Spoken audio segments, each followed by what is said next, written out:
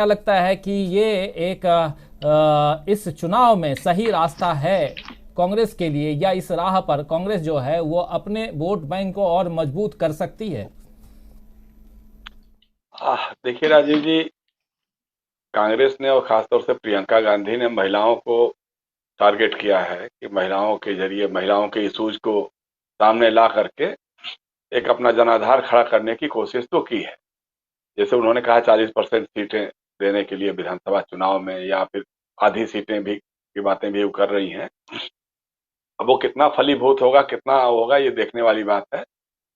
असल चर्चा जो है, ये विषय जो है, आज की कविता का जो संदर्भ है, भाजपा के लोगों में तिलमिलाहट बहुत बढ़ गई है। ये बात तो सही है। इसका कारण सिर्फ वो कविता नहीं है, बल्कि वो स्थान है चित्रकूट। चित्रकूट राम घाट पे मंदाकिनी के किनारे महिलाओं को जो संबोधित कर रही हैं प्रियंका गांधी, उससे तिलमिलाहट है। और कविता तो ठीक है, कविता तो एक चूंकि रेफरेंस में आ गया कि भाई महिलाओं की बात है तो ठीक है, महिलाओं को खुद खड़ा होना चाहिए अपने पैरों पे, अपने अपनी लड़ाई खुद लड़नी होगी, क्योंकि अब कोई कृष्ण नहीं आने वाले हैं द्रौपदी को बचाने के लिए।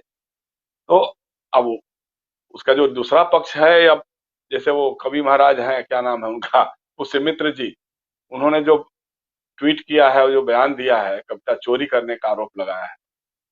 मुझे लगता है कि पहले तो उनको ये साफ करना चाहिए था कि ये कविता उन्होंने लिखी क्यों थी।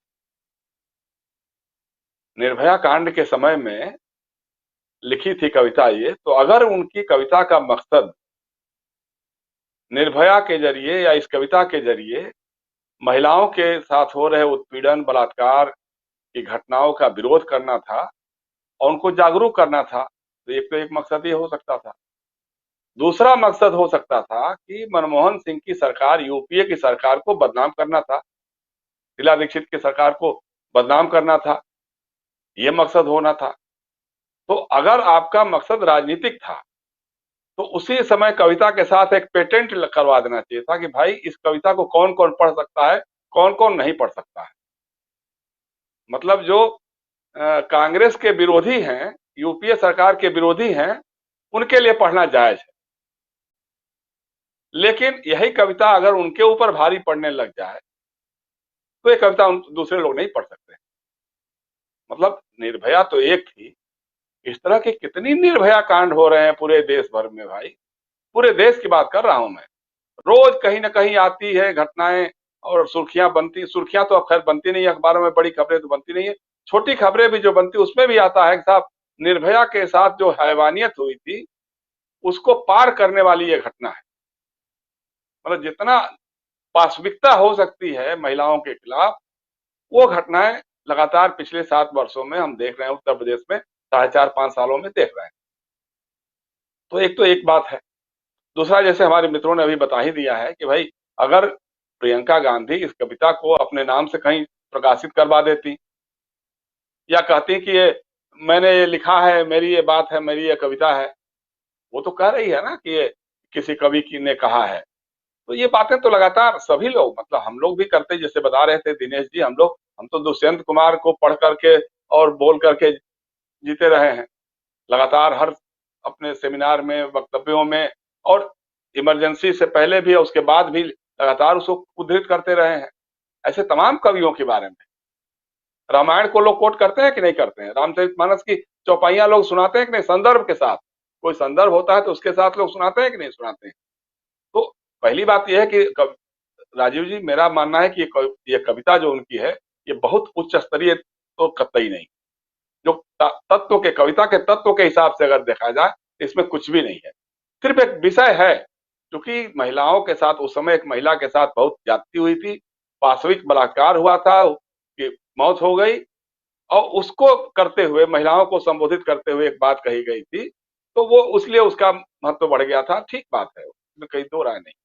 लेकिन ये कहना जिस तरह से आप कह रहे हैं, घटिया राजनीति का विषय नहीं है। क्या लिखा है उन्होंने? कहा, आप अभी पढ़ रहे थे, प्रियंका जी, यह कविता मैंने देश की स्त्रियों के लिए लिखी थी, आपकी घटिया राजनीति के लिए नहीं। मतलब अगर आपकी कविता पढ़ करके यूपीए सरकार के खिलाफ माहौल बनाया जाए तो उच्च स्तरीय राजनीति हो जाती है। और अगर उसी कविता का इस्तेमाल उत्तर प्रदेश में बलात्कार की घटनाओं के खिलाफ या महिलाओं के उत्पीड़न के खिलाफ इस्तेमाल कोई और करे तो ये घटिया राजनीति हो जाती है। क्या महाराज आप कवि हैं या क्या हैं? आपके कवि होने पे संदेह हो रहा है, आपके बुद्धिजीवी या बौद्धिक होने पे संदेह हो रहा है। आप शाखा लगाने वाले स्वयंसेवक या प्रचारक हो सकते हैं, लेकिन कवि नहीं हो सकते हैं। कविता शाश्वत होती है। कविता कभी किसी एक काल के लिए नहीं होती है कि इनके खिलाफ इस्तेमाल की जाएगी, उनके खिलाफ इस्तेमाल नहीं की जाएगी। ऐसा कविता धर्म नहीं होता है। आप अपनी काव्य निष्ठा और वैचारिक निष्ठा बता रहे हैं, ये कह करके कि हम आपकी राजनीति से ये नहीं विचार नहीं रहे। कौन कह रहा है? किसने कहा है?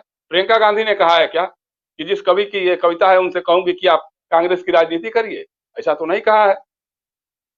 और सिर्फ यही नहीं राजीव जी, मैंने सबसे दुखद बात क्या है, आज ही मैं देख रहा था उत्तर प्रदेश के सरकार के एक मंत्री, बड़े मंत्री हैं सिद्धार्थनाथ सिंह, उनका भी एक बयान आया, इसी कविता को लेकर के आया। उन्होंने कहा है कि साहब प्रियंका गांधी को मालूम होना चाहिए कि अब यहाँ दुर्योधन और दुशासन का राज नहीं है, यहाँ योगी और मोदी और योगी जी का राज है, जिसमें सुदर्शन चक्र जो है वो योगी जी के हाथ में है और बलात्कार या इस तरह की घटनाएं करने वालों, उसमें मैं बता रहा हूं, उसमें जो कहा है उन्होंने,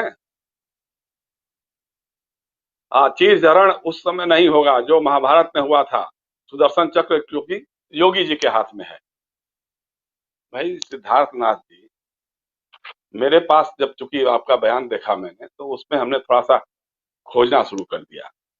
जो NCW के नेशनल कमीशन ऑफ वीमेन के आंकड़े बता रहे हैं कि 2021 के पहले 8 महीनों में महिलाओं के विरुद्ध अपराध की घटनाओं में 63% की वृद्धि हुई 2020 के मुकाबले में। NCRB के आंकड़े बता रहे हैं कि हर दिन इस देश में बलात्कार के 77 मामले दर्ज होते हैं, यानी हर घंटे तकरीबन 3 बलात्कार की घटनाएं होती हैं, 3 से कुछ ज्यादा ही घटनाएं होती हैं हर घंटे। और आप कह रहे हैं कि योगी जी के हाथ में सुदर्शन चक्र है और यहाँ ये सब दुशासन और दुर्योधन की बात नहीं है। भाई कुलदीप सेंगर के खिलाफ क्या किया आपने? कुलदीप सेंगर के खिलाफ आपका सुदर्शन चक्र कहां चला गया? आपने सेंगर की पत्नी को जिला परिषद का उम्मीदवार बना दिया था। यह है सुदर्शन चक्र। सुदर्शन चक्र है या माला? सुदर्शन माला है योगी जी के हाथ में। जो बलात्कार की घटनाएं हो रही हैं आजमगढ़ से लेकर के यहाँ हाथरस में, हाथरस की बेटी को जिंदा जला दिया गया, लाश उसके घर वालों को लाश तक नहीं दी गई।